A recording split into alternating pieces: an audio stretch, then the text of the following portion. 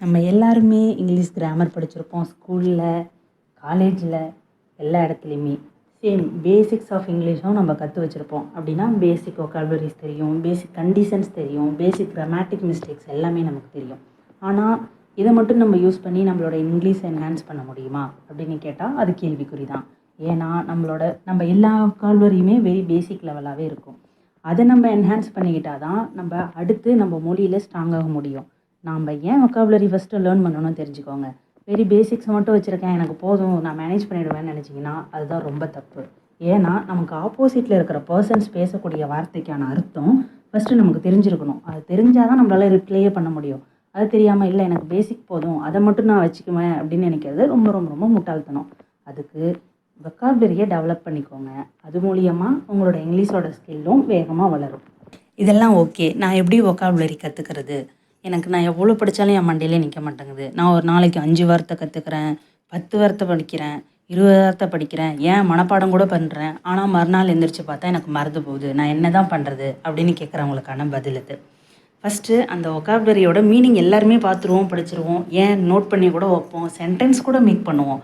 ஆனால் அதை திரும்ப நம்ம ரியல் லைஃப்பில் யூஸ் பண்ணும்போது ரொம்ப ஸ்ட்ரகிள் ஆகும். ஏன்னா அந்த வார்த்தையை பற்றின விளக்கமும் யூசேஜும் நம்ம ரொம்ப கம்மியாக யூஸ் பண்ணதுனால தான் நமக்கு அந்த எஃபெக்ட் வருது. சரி, நம்ம எப்படி தான் ஒக்காபுலரியை நம்ம மைண்டில் ஏற்றுறது, எப்படி தான் நம்ம அதில் ஸ்ட்ராங் ஆகிறது அப்படின்னு என்ன கேட்டிங்கன்னா அதுக்கு நிறைய மெத்தட்ஸ் இருக்குது. ஒவ்வொருத்தவங்களுக்கும் ஒவ்வொரு மெத்தட்ஸ் ஃபாலோ பண்ணுவாங்க. எனக்கு பிடிச்சது இது. முக்கால்வாசி பேருக்கு இது ஒர்க் அவுட் ஆகுங்கிற நம்பிக்கையும் எனக்கு இருக்குது. ஏன்னா எனக்கு சூழ்ந்துள்ளவங்கலாம் இதை ட்ரை பண்ணியிருக்காங்க, அவங்களுக்கும் ஒர்க் அவுட் ஆகிருக்கு. அதனால சொல்கிறேன், ஒரு வேர்டை எடுத்துக்கிட்டு அதோட சினானமும் ஆண்டனமும் நீங்கள் கற்றுக்கிட்டீங்க அப்படின்னா கண்டிப்பாக அந்த ஒக்காபுலரி உங்கள் மைண்டில் நிற்கும். இன்றைக்கி நான் ஒரு 5 வார்த்தை எடுத்துக்கிட்டு அதுக்கான சினானம் ஆண்டனம் சொல்கிறேன். அந்த 5 வார்த்தைக்கான சினானம் ஆண்டனம் படித்தாவே மொத்தமாக 15 வார்த்தை வந்துடும். ஏன்னா ஒரு வார்த்தைக்கான சினானம் ஆண்டனம் எடுக்கும்போது 3 வார்த்தை ஆகிடுது, 5 வார்த்தைக்கு 15 வார்த்தை ஆகிடுது. அப்போது 15 ஒக்காபுலரிக்கான சென்டென்ஸ் மேக் பண்ண ட்ரை பண்ணலாம். உங்களுக்கு ரொம்ப சிம்பிளான சென்டென்ஸ் தான் தெரியுதுன்னா கவலையே படாதீங்க. என்ன தெரிஞ்சிருக்கோ அதில் ரொம்பவே ஸ்ட்ராங்காக இருங்க, பிரேவாக இருங்க. அதை நீங்கள் மறக்காமல் கமெண்ட் செக்ஷனில் சொல்லுங்கள், நான் அதை கரெக்ட் பண்ணுறேன். நானும் இன்றைக்கி ரொம்ப பேசிக்கான வேர்ட்ஸ் தான் எடுத்திருக்கேன். ஏன்னா ஸ்டார்டிங்கும் போது ரொம்ப அட்வான்ஸ் லெவல் நம்ம எடுக்க வேணாம், பேசிக் லெவலிருந்து ட்ரை பண்ணலாம் அப்படின்னு ட்ரை பண்ணுறேன். உங்களுக்கு ஏதாவது டவுட் இருந்தால் மறக்காமல் கமெண்ட் செக்ஷனில் கேளுங்க. ஓகே, ஃபஸ்ட்டு வார்த்தை நம்ம பார்த்துடலாம். ஃபஸ்ட்டு வார்த்தை பியூட்டிஃபுல். பியூட்டிஃபுல் பியூட்டிஃபுல்னால் தமிழாக்கவங்க எல்லாருக்குமே தெரியும், அழகான. அதுக்கான சினானம் கார்ஜியஸ். அதுக்கான ஆண்டனம் அக்லி. இன்னொன்று நான் சொல்கிறேன், நோட் பண்ணிக்கோங்க. பியூட்டிஃபுல், கார்ஜியஸ்ங்கிற வேர்டு எல்லாமே உமன்ஸுக்கு தான் மோஸ்ட்லி யூஸ் பண்ணுவாங்க.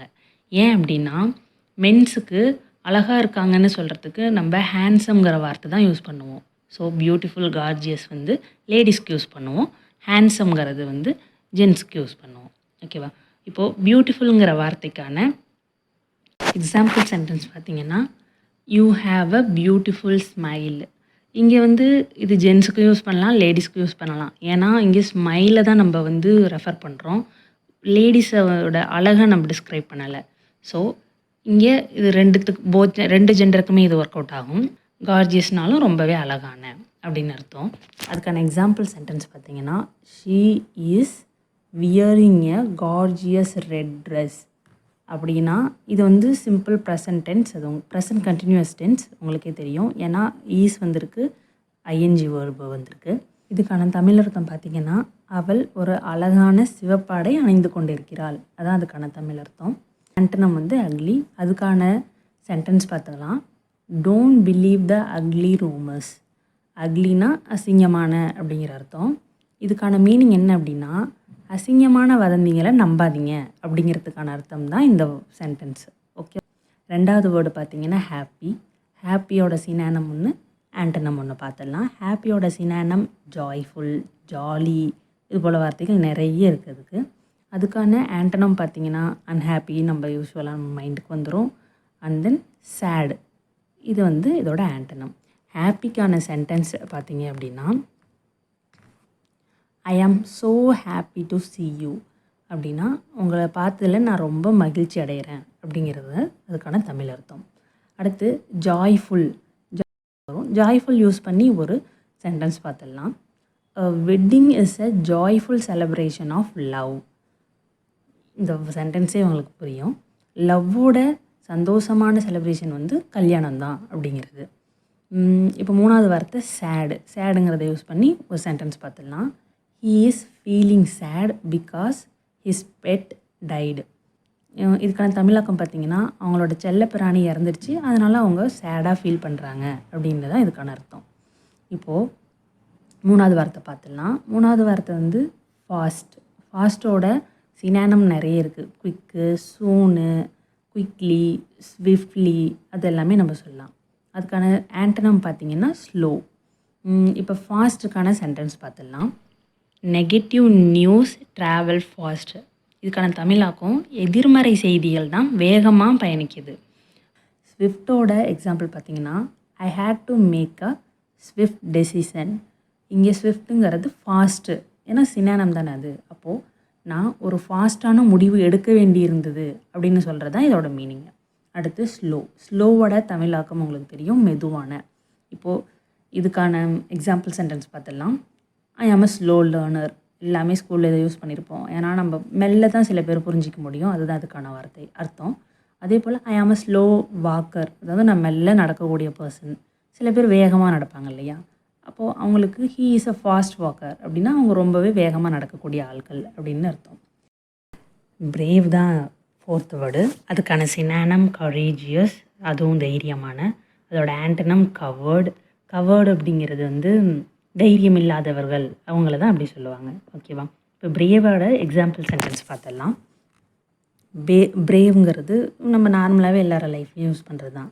He is a brave person, and then he is a brave military man அப்படின்னா ரொம்பவே தைரியமானவங்க அப்படிங்கிறத இதுக்கான அர்த்தம். அடுத்து கரேஜியஸ் அப்படிங்கிறது அதுவும் தைரியமானதான். அதுக்கான ஒரு எக்ஸாம்பிள் சென்டென்ஸ் பார்த்துடலாம். We all honour courageous people. கரேஜியஸ்னால் தைரியமான, நம்ம எல்லாருமே தைரியமானவர்களை மதிப்போம் கண்டிப்பாக. கரெக்டாக? அதுக்கடுத்து அதோட ஆண்டனம் கவர்டுங்கிறது வந்து தைரியம் இல்லாதவர்கள், கோலையை தான் அப்படி சொல்லுவாங்க. Necessity and opportunity make up coward valiant. இங்கே வேலியண்ட்ங்கிறது வந்து வீரமானவர் அப்படின்னு சொல்கிறதுக்கான அர்த்தம். தேவையும் வாய்ப்பும் தான் ஒரு கோலையை வீரனாக்கும் அப்படிங்கிறத இந்த வார்த்தைக்கு, இந்த லைனுக்கான தமிழாக்கும். இது எனக்கு ரொம்ப ரொம்ப பிடிச்ச லைன். ஏன்னா இது யாரை வேணாலும் தைரியமாக்கும், நெசசிட்டியும் ஆப்பர்ச்சுனிட்டியும். 5வது வார்த்தை பார்த்திங்கன்னா ஸ்மார்ட்டுக்கான சினானம் இன்டெலிஜென்ட். அதோட ஆண்டனம் ஃபோலிஸ், ஸ்டூபிட். ஸ்மார்ட்டோட சென்டென்ஸ் பார்த்திங்கன்னா நம்ம ஸ்கூலில் யூஸ் பண்ணுறது, காலேஜில் எல்லா இடத்துலையுமே யூஸ் பண்ணுறது. He is a smart student, she is a smart worker. இது போல் நிறையவே நம்ம ஸ்மார்ட்டுங்கிறது வந்து புத்திசாலித்தன்மை தான் அதுக்கான அர்த்தம். ஹீ இஸ் அ ஸ்மார்ட் ஸ்டூடெண்ட்டுக்கான தமிழாக்கம் அவர் ஒரு புத்திசாலி மாணவர் அப்படி தான் அதுக்கான அர்த்தம். அதே போல் அதோட சினானம் பார்த்திங்கன்னா இன்டெலிஜென்ஸுங்கிற வார்த்தை யூஸ் பண்ணி ஒரு சென்டென்ஸ் நான் மேக் பண்ணுறேன் பாருங்கள். I believe that all children are born with a equal intelligence. அப்படின்னா எல்லா குழந்தைகளுமே சமமான புத்திசாலித்தன்மையுடன் தான் பிறக்கிறாங்க அப்படிங்கிறத நான் நம்புகிறேன். இதுதான் இதுக்கான அர்த்தம். அதோட ஆண்டனம் பார்த்திங்க அப்படின்னா ஸ்டூபிட், டம்ப்பு. அவன் ஒரு சோம்பேறி தான், ஆனால் முட்டாள் இல்லை, அவனுக்கு அறிவில்லாமல் இல்லைன்னுலாம் நம்ம கேள்விப்பட்டிருப்போம் இந்த சென்டென்ஸ். அதை எப்படி இங்கிலீஷில் சொல்லலாம்னா, he is not stupid, just lazy. இதுதான் இதுக்கான அர்த்தம்.